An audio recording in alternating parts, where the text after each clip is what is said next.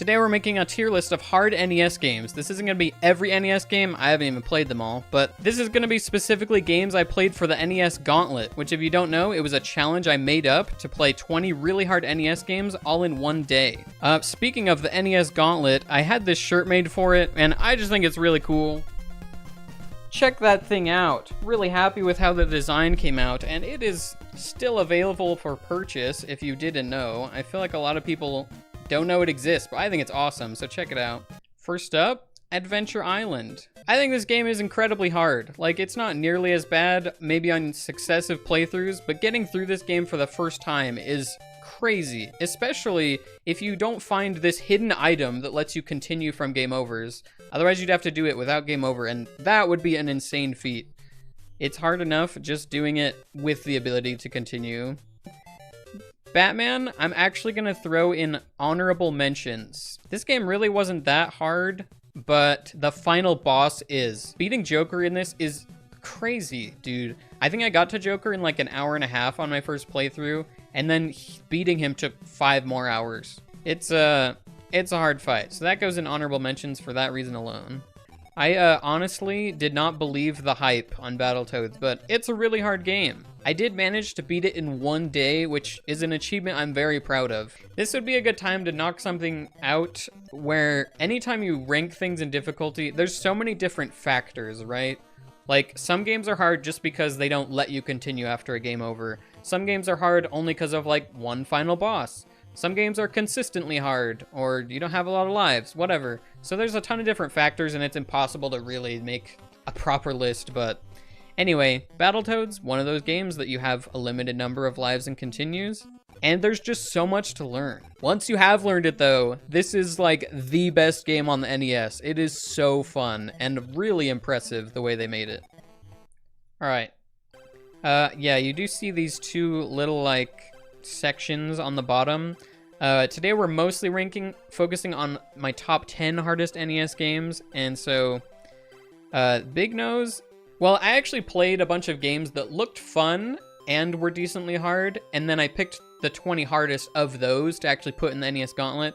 So this one actually didn't even make it to the NES Gauntlet top 20 cut.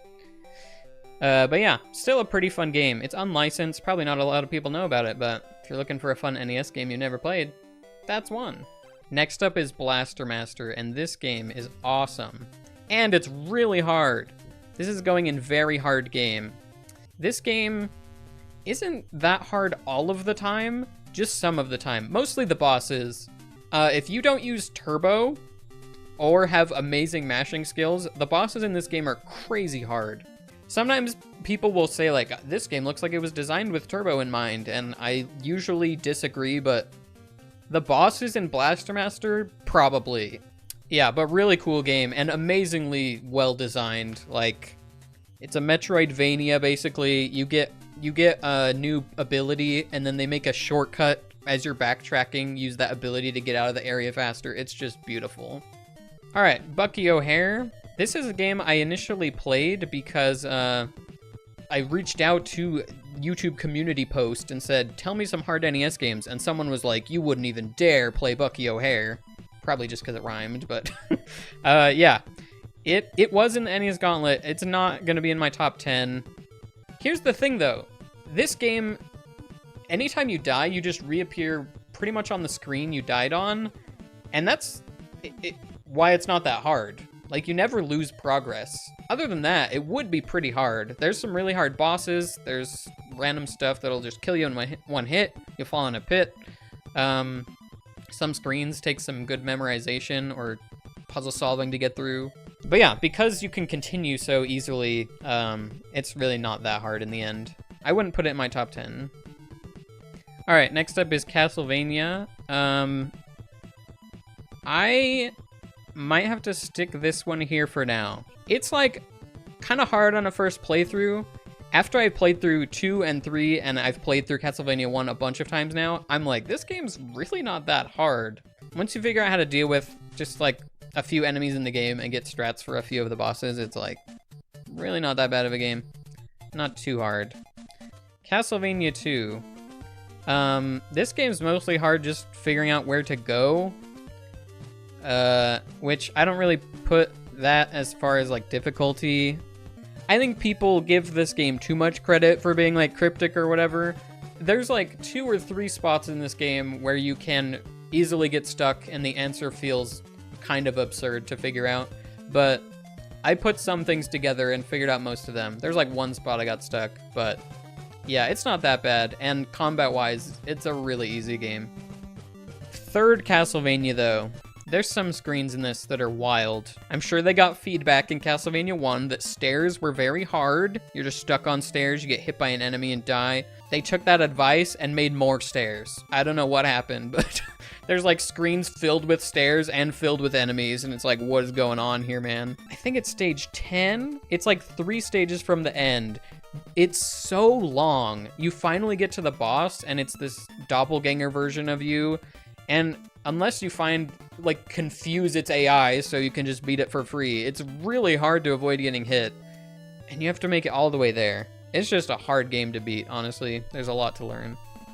Alright, Ghosts and Goblins. I know some people would put this up here, but maybe it's because I grew up playing Super Ghouls and Ghosts that I just don't think this game is that hard. My first playthrough did take like 7 hours, but you have to do 2 loops, and stage 2 and 6 are really the hard ones. The ones in between there are like just really not that hard. Like, they don't deserve to be up here, at least. I'm gonna put that there for now. I don't know. I'll rearrange later. Okay, we're gonna skip that game for now. So Kid Icarus barely didn't make my top 20 of all the NES games. I put Metroid in. I probably could have put Kid Icarus over Metroid. It is kind of hard to decide, but when I was picking the 20 hardest games of the ones I was playing for the NES Gauntlet, it barely didn't make the cut. It has some pretty hard moments, and then other moments that like really aren't that hard.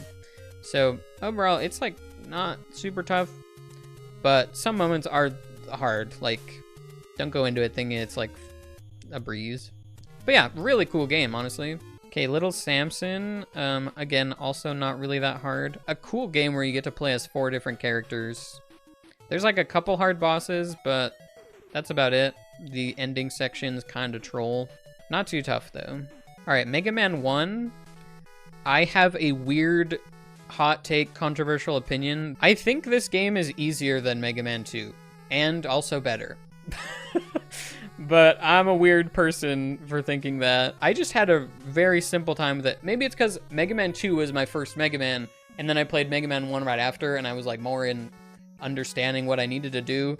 I don't know, but even like after the fact, analyzing them both, I just like Mega Man 1 more, and I think it's easier. I don't know. That's not what most people think. But yeah, either way, it's not in my top 10 hardest of this list. Okay, Metroid, again, this one's not that bad. This game's hard until you get like 3 energy tanks, and then it's like, it's not hard anymore. It's just, like, just not hard. Especially if you get like Varia Suit. Yeah, you can just go to a boss and mash the B button or lay some bombs or whatever. You have enough health that they'll just die. The last area, especially the last room, is actually pretty crazy. If you don't have a ton of health, like, that's a wild room. You can just get destroyed, like chain comboed, hard to get back into place, and yeah, it can be tough. But overall, it's not a crazy hard game, especially if you know where to go. All right, Ninja Gaiden. We're probably gonna stick this here right now. Also, it's probably not gonna make the top 10. I'm not sure. But it's hard for sure. I think Ninja Gaiden is, you know, some of the games on this list, not everyone's gonna play. They might be slightly less popular. Ninja Gaiden's probably one of the most popular and most hard. On a first playthrough, I think it's kind of annoying because they deliberately put enemies right after pits all the time, so you jump over the pit and get knocked back into it. That's like the core game design for some reason. All right, Ninja Gaiden 2. If this is one of those that's like in my maybe top 10, but I'm not sure yet, I'm gonna stick out honorable mentions for now because at the very least, the last boss, and it has multiple phases, but one of the phases is really hard. It's a little bit easier if you get there with 2 shadow clones, but like just doing that is hard because the stage before it is hard and blah blah blah. It's a decently hard game. Ninja Gaiden 3 though, that one's definitely the hardest. And here's the thing, it's just because you have limited continues, honestly. If you had infinite continues, I don't know how it would compare to the others. There's still some pretty hard parts, but the fact that you have to get through the whole game limited continues gets it like up here somewhere. I think Ninja Gaiden 2, you just don't take a lot of damage from enemies. That's why it's kind of easier. But yeah, Ninja Gaiden 3, you'll take a bunch of damage. You get the giant sword though, which is great. That's like the saving grace of the game. Get that giant sword. Punch Out. This was in the Gauntlet. I have kind of probably a weird position on this game because I had played it before my first playthrough, but the only thing I had played was the Tyson fight because, you know, I like to watch like Summoning Salt or people stream speedruns of this game, and I wanted to try the Tyson fight. Or I think Salt was even in my chat and was like, hey, try fighting Tyson, and then got to laugh when I died in one hit, right? But I was like, oh, okay, I gotta learn how to beat this now. I would randomly beat Tyson for fun, and then I even wanted to beat him in round 1, which I've done one time. I got 259, 1 second to spare, let's go. So I'd already done that, and then I did my first playthrough of the game. That probably made it way easier, but I didn't think the game was that hard at that point. I think I got knocked down like twice in my first playthrough in all the fights. The game is straightforward. Like, you get to a new fighter and it's like, oh, okay, that's how his punches work. I'll dodge it and punch him now. It's more of like a puzzle game. It's not as heavy on execution, so it doesn't make it that hard. All right, Rygar is a cool game. It is very easy though. It's more of an exploration game. Find some abilities to get to new places. The final boss is insanely hard unless you figure out a cheese strat. I was really close to beating him, and then I had an idea, and the idea worked, and then the final boss is completely free. But, yeah. I don't know. Either way, it's not that hard of a game. But really cool. Check it out if you haven't played it. Okay, Silver Surfer. This game is so overhyped in difficulty, honestly. And in how bad people think it is. I was shocked. You'll notice a lot of games that I chose to include in the NES Gauntlet aren't beat 'em ups or shooters, like scrolling shooters. Is that just what you call them? Those just aren't my favorite genres, and so I'd heard so many bad things about Silver Surfer. I went into it like, this is going to be the worst out of all the games I play, but I have to play it because of its reputation. And then I thought it was really fun. I actually really like the aspect of having to not run into walls. I think that makes the game a lot more fun and less boring. And really the only thing in this game that's actually pretty bad or like unfairly hard, like I see some people saying, is every now and then an enemy will just fly onto the screen and take you out. And it's like, oh, I just had to know that was coming or not be on that part of the screen. I don't know. But if you play this game, I do recommend using Turbo. If you try and just do one level after another in succession without Turbo and you're like mashing constantly, it's not good for your hands. Okay, Super C is also kind of in the conversation for my 10th game. I'm not sure. We'll have to figure it out. Both Contra games are very fair. There is like some spots where you're running forward and then like a wall pops up, or, you know, like an enemy really quickly appears and tries to shoot you, or like it like shoots as soon as it comes on screen, kind of a thing. But pretty much anything in the game you can react to, you can dodge. Everything happens frame 1 when you push a button, which is fantastic. Like if a bullet's coming, you can crouch, instantly crouches. You can stand up, you can crouch, turn around and shoot, just instantly. Fantastic game for that reason. All right, Ninja Turtles. This one's actually kind of hard for me to rank also because I had played it as a kid. Compared to everything else on this list, I actually played them all for the first time like a year ago. So I did play this as a kid, and I think it's really hard, but also not that hard in some places. I mean, there's some classic rooms in this game you can think of if you've played it where, oh, that's a one-hit kill right there, and I have to make sure I don't make a mistake on that room. But then it's not like crazy hard until like the second to last stage. You're in some caves and the enemies there do a bunch of damage and they're really hard to dodge. And you have to go all the way in the cave. If you don't find the Technodrome, you have to go back out, which is hard and you probably die. And then the Technodrome itself is very hard, especially the hallway TM. Everyone who's played it knows what I'm talking about if you've been there. Okay, we're gonna go Zelda 2. This one's also hard to rank. This game's difficulty scales weirdly, and I don't mean like the actual game, I mean you as a player. I feel like this game is like, whoa, this game is insanely hard, and then you figure out some of the combat, and then it's like, oh, okay, it's not really as hard anymore. After you beat the learning curve, it's like, oh, this game's actually not that hard, and you can save and take as much time as you need to get through it. Then you get to Great Palace, and it's like, oh, this is insanely hard again. Great Palace, compared to everything else, is crazy to try and get through. Everything in the game, there's a villager that tells you you need to do that. Or you need to read the manual. There's like 3 spots I got stuck in. I just hadn't read the manual. And it's like, oh, that item can do that? I didn't know. There's like a wall you have to walk through. A villager tells you about that. I took down notes of everything villager said and had no trouble really figuring out what to do. Except the spots where I didn't read the manual, which again, you just gotta read. All right, guys. We're down to the last one, Holy Diver. We saved this one for last, and I know exactly where it goes. This is the Holy Diver tier. It's just like by far the hardest one out of all of these. This game is crazy, dude. And it also has like some difficulty spike stuff and learning curves. Like the very first stage, which is so much easier than the rest. You have to like very diligently kill these bats to get past them. After I'd beaten the game, finally stage 1 was like, oh, this stage isn't that hard.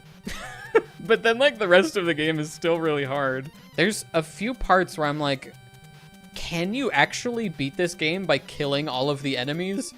I feel like there's some enemies you just have to run away from. It's like, even if you know exactly what you're doing, you still have to like constantly use all of the right spells and not fall into this trap where it can eat your inputs and you run into a pit. And the boss of the 4th stage is incredibly stupid.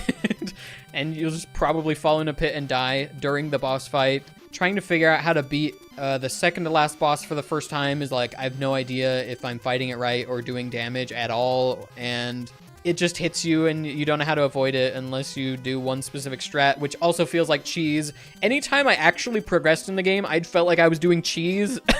I don't know. It is a crazy game. All right, let's order these now and get everything in its final place and determine our top 10. Okay, how many games we got up here? 1, 3, 5, 8, 9. So we need to add one of these up there. It's so hard because initially I ranked Castlevania pretty hard, but now after having played it a bunch, I'm like, oh, it's like not that hard anymore. No, Batman is really easy, and then the final boss is really hard. Batman is probably the easiest of these 4. Okay, I think I'm gonna go with Ninja Gaiden 2, because even now, like, the final stage and final bosses are hard for me. Ninja Turtles, now that I have some strats, it's not as hard. Like, Batman, it's just the final boss that's hard. Castlevania, it's not as hard to figure out what to do. There's just like a couple hard bosses, and then again, if you learn what to do, they're actually, like, when you learn what to do in Castlevania, it's actually really easy. Whereas this game still takes a lot of execution. Even Super C, I would probably go like that. I think that this game is harder. Yeah, we're probably looking about like that for our final list. Oh yeah, we should order the bottom also. So Rygar's definitely the easiest game on this list. Probably like that. And then NES Gauntlet games.